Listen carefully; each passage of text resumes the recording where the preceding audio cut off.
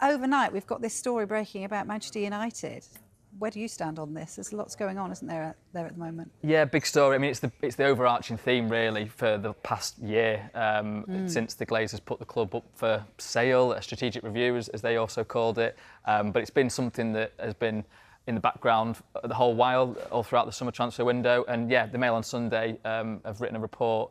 Nick Harris and Alex Miller. Nick Harris is a long-standing journalist on this kind of thing, talking about how they don't think that their value has been met by the bidding parties, and they're going to take the club off the market, and they think that in a few years they can get maybe as much as £10 billion. This has been something that I've heard myself, that there has been sort of strong suggestions that Qatar, St Jassim's bid, might have made progress in recent weeks. But then on the same token, you hear sort of the responses that they haven't actually heard much coming back from the Glazers and from Ray and the bank handling the sale. So, and I do think that ultimately only the Glazers really know what's happening, particularly Joel and Avram, the two siblings that are most engaged on this. Joel is across transfer dealings all summer. He's been very much giving the sign-off for different bids that have been made at different points. Only they really know what they want from the club, from this strategic review, and so it's difficult to exactly pick out where it's going to go. But the noises that I hear, it doesn't feel like it's going to be announced anytime soon. There was hints of this, a few months ago. I think we were talking about it before, and it was kind of like, are they really for sale anymore? If you take so long to sell your house, if you just almost pull it back off the market and then do something, it feels like that. The timing of this, before a huge game against Arsenal, Kaveh, could it be better? Could it be worse? I think if this was coming directly from the Glazers, it wouldn't be coming on the morning of a big game against Arsenal. I think if they were timing an announcement that they were going to take the club off the market, they maybe would wait until the day after the game to do it. Having said this, the two journalists who've written this story are brilliant journalists, have impeccable sources. You should take anything they write very, very seriously indeed. But we've known all along that the Glazers have never come out and actually said the club is for sale. All they did last November was come out and say they were looking at different strategic alternatives, possibilities that may lead to a sale. So even people who've been involved in the process have never been convinced that the Glazers actually want to sell the club. But when you look at the state that United are in, they need new owners because the Glazers are not going to put in the investment that is required for a new stadium, to overhaul the infrastructure. There's a lot of money that needs to be spent. And I still think that when it comes to their ownership model, what has happened to Manchester United has been a stain on English football. There is no way that this takeover should have been allowed to happen to begin with. They took over a club that was debt-free, that was one of the crown jewels of world sport, one of the most famous football clubs in the world. And they bought it with borrowed money, £790 million.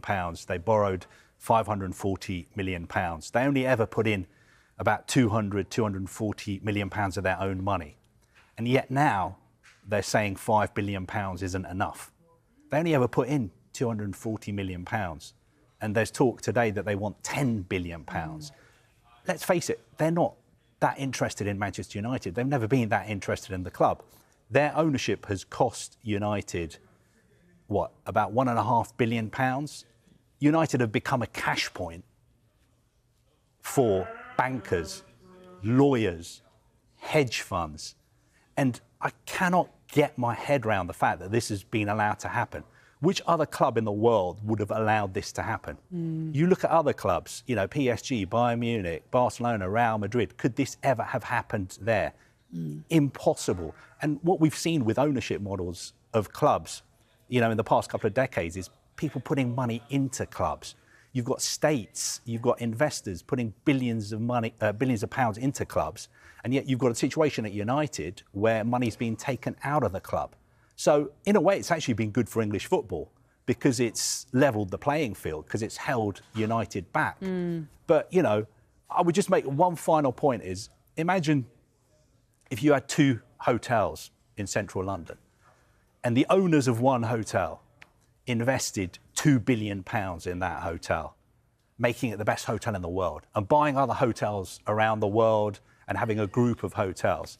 And the other hotel, the owners basically didn't do much apart from keep it ticking over, didn't invest in the facilities or the infrastructure, and we're actually taking £2 billion out of the club. After 18 years, which hotel would be in a better state? It's not rocket science. No. Yet this has been allowed to happen to Manchester United. And the Glazers have done nothing wrong. They haven't broken any rules. They haven't broken the law. It's what's been allowed to happen. But the trouble is, I mean, the hotel is still standing. And about. yeah. And it's got people in it. No more so than Erik ten Hag. What must he be thinking this morning ahead of a huge game against Arsenal and he's hearing this news? I guess he will just be focused on the team and his players. He's very much a control kind of manager, discipline, and I think that's what his focus will be. But clearly, the what's going on above him is a concern to him in terms of he is invested in that. You know, I think he probably might have thought that actually there'd be investment by now from an outside source into the team.